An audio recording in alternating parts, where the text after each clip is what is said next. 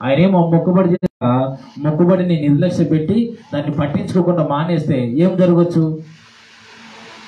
ఒకసారి చెప్పినట్టు నా సాపూర్లో వస్తున్న మినిస్టర్ నేను ఒక 6 సంవత్సరాల విశ్వాసిని అక్కడ. హల్లెలూయా.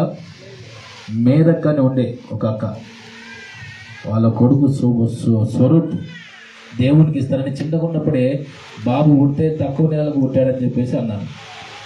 చనిపోతాడు ఈ బాబు, బతకడు, చిన్నగా ఉన్నాడు, బరువు 1/2 కిలో ఎంతో ఉన్నాడు, చనిపోతాడు అని చెప్పేసి అంటే అప్పుడు వాళ్ళు హిందూస్, చింతల్లో వాళ్ళకి సొంత గృహం ఉంటుంది, దేవునికి ఇస్తానని అనుకుందంట. దేవునికి ఈ బిడ్డ బ్రతికితే దేవునికి ఇస్తానని మొక్కుబడి చేసుకుందంట. మందిరానికి వెళ్ళి దేవుడు ఆ బిడ్డను బ్రతికించాడు, పెద్దవాడు అవుతున్నాడు. వాళ్ళు చాలా మంచి విశ్వాసులు. అక్కడ పరిచర్య ప్రారంభించబడడానికి ఆ మేదక వాళ్ళ కుటుంబమే కారణం. బాలాజీ నగర్ అని ఉంటుంది సిటీలో. అక్కడ ఉదయం పరిచర్య జరిగితే సాయంకాలం ఈ అక్క వాళ్ళ ఇంటిపైన జరిగింది కొన్ని రోజులు. తర్వాత మంది కొంచెం ఎక్కువ అవుతుంటే షాపూర్లో, జీడిమెట్ల షాపూర్లో రోడ్డు దగ్గర ఒకటి లీజుకు తీసుకొని అక్కడ మందిరం కట్టేశారు. ఉదయం ఆరాధన ప్రారంభించారు. వీళ్ళు ప్రారంభ పరిచర్యకు అక్కడ పునాది వీళ్ళే. అయితే ఆ బాబు పెద్దవాడు అయిన తర్వాత ఆమె నోటి నుండి ఒక మాట వచ్చాయి.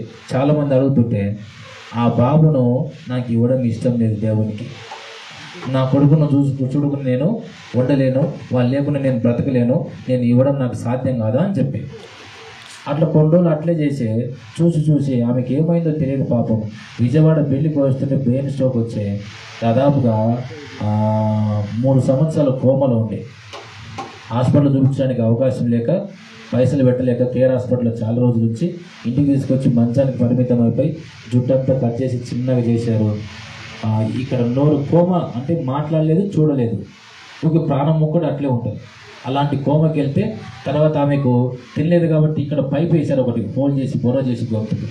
ఈ స్వరంలో పైప్ వేసి పెడితే దాంట్లో రోజు ఉదయం ఒక టీ గ్లాసు జ్యూసు, సాయంకాలం ఒక టీ గ్లాసు జ్యూస్తో 2 సంవత్సరాలు బ్రతికింది. ఆరోగ్యం క్షీణించి తర్వాత ప్రభు తీసుకున్నాడు. హల్లెలూయా. పాస్టర్ వాళ్ళు కూడా చూసి వచ్చినట్టున్నారు. అక్కడ చాలామంది వెళ్ళాను. నేను ఒకసారి సేవకులను అడిగా, అన్నా ఇక్కడ పరిచర్య ప్రారంభించడానికి ఆ కుటుంబం చాలా పునాది కదా, మొదటి కుటుంబం కదా, వారి జీవితంలో ఎందుకన్నా ఆమె జీవితాన్ని అట్లా చేశాడు దేవుడు. ఈ చర్చికి మందిరానికి వచ్చేటప్పుడు ఆమె ఉత్తగరాదు పాపం. పరిచర్య బాగా చేస్తే అంత అయిపోయిన తర్వాత ప్రార్థన చేసుకుని వెళ్ళిపోతుంది. ఏదైనా సేవకులకు భోజనం తీసుకురావాలంటే ఆమెనే మొదట.